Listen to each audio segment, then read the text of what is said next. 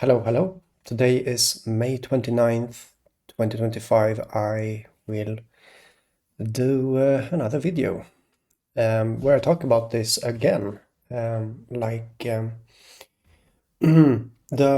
theme of marriage. It's like a disproportional thing that caught my eye some time ago. And we see it play out on the world stage in the news in a disproportionate way, in a weird way. How do you say?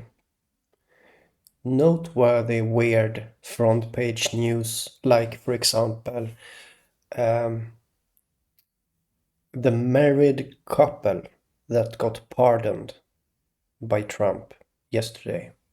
Okay, this is odd. Like, this is front page news, yes, and it's like the theme of marriage. You have this also up here. The museum event became world news of hate crime, right? That's what they call it, okay? Let's call it like that, okay? So, yeah. But the focus here, there is this seemingly secondary focus, okay? The seemingly secondary focus, which is in the background, is that they just bought an engagement ring, okay? So what's happening is that there is it's like similar to a script of a theater. I'm not telling you that this is not real. No. What I'm telling you is that this is a phenomena of what real really is. Like, what is real? Real is having a self-similarity, a fractal nature, where you find a core, a consistency being played out in, for example, the world stage. Many people get caught up, understandingly. It is understandingly to be stuck, as I see it at least. So it is, so many people are stuck in a conspiratorial way of thinking. And this is originally a sound way of thinking. It is sound, but it is incorrect, as I will explain, or as I'm explaining. The reason why it's incorrect is because it is based on simply a form of fear, hatred for a surrounding, which is scary. Okay, a scary surrounding makes it easy to portray the mirror images of a deformed surrounding. I don't know what to say. A room of mirrors. A room of mirrors. You see the world, and you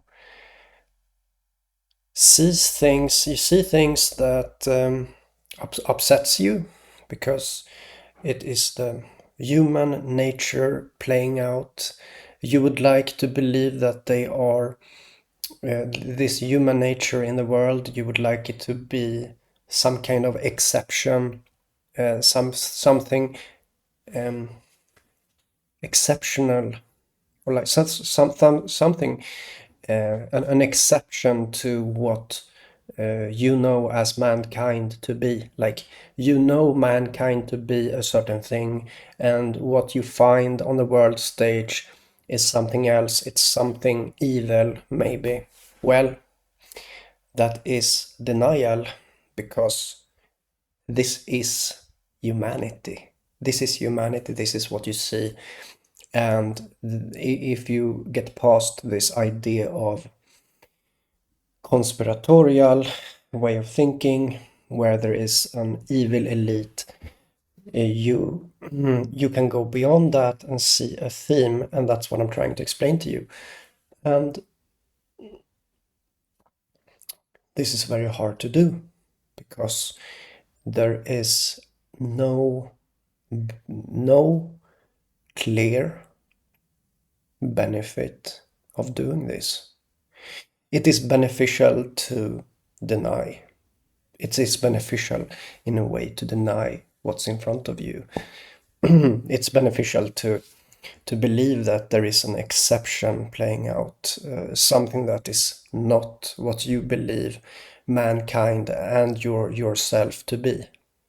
You believe that this is, you know, but this is incorrect. Like if you take an average human being and put it as the president of United States, for example, you get a load of crap. Okay?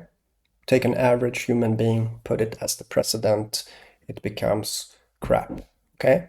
That's whoever it is. And this is the problem. People don't want to see this. And so we create some kind of imagination of a conspiracy. Also, the conspiracy is a sense of being cradled in, like being in a cradle of security. The security is that if there is a conspiracy, then it's most probably someone that knows about power, knows about some kind of scientific, or how do they say, knowledge about money and power, right? If you have knowledge of money and power and you have powerful friends, then you probably do things that are somewhat correct to do, hidden behind those closed doors of secret organizations.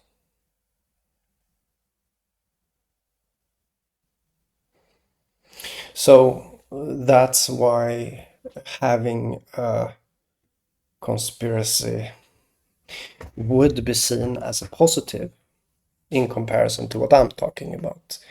Because what I'm talking about does not mean that you have someone of knowledge, um, someone of knowledge, or a group of people of knowledge deciding what is next. Instead, you have a literal stage where these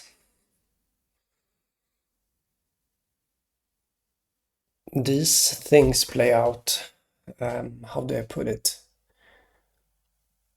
Like spirits, almost.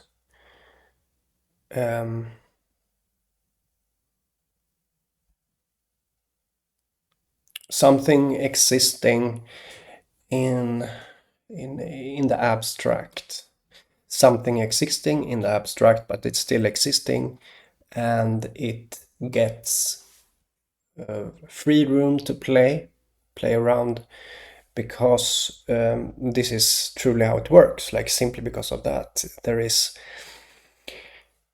and I tell you it works like this because I show you evidence, and I tell you a bit of the reasoning why things happen, and then it happens.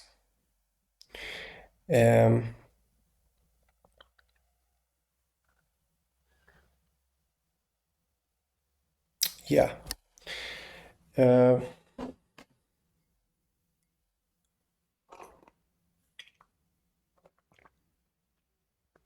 Okay. I don't know if it was something more. Just want to talk a bit. So, if there would, like, let's entertain the thought of a conspiracy for a moment. What is the benefit of this? There is maybe no clear benefit there. So like this idea of the marriage as being something happening in the news without in an abstract way. It doesn't really clearly benefit or change anything. It's just something that is there, but still it's something that is somewhat alive, you know. Just like anything that is alive can act. Especially those things that are not noticed can act on a unnoticed way, you know. It can do more, maybe even. And this is also like there is like people want things to be in control, either a government or a secret group, or like there's been this different kind of rulership during the ages of mankind. You know, there is this going between democracy and so on to different things of rulership, and so the nature of rulership change. But what I'm telling you is that the true rulership is different. It is a rulership of something not even conceived of and not imagined even. You know, I'm trying to talk about, I'm showing you the evidence, but still it's like hard to get it, because it's hard to even conceive of these things. That no, it's not even a conspiracy. Yeah, it is living ideas, almost living art and poetry playing out as a show almost. But um, the reason why I could call it a show is because well, since humanity is not seeing it, someone is, and that makes it into a show. Anyhow, I have to end now.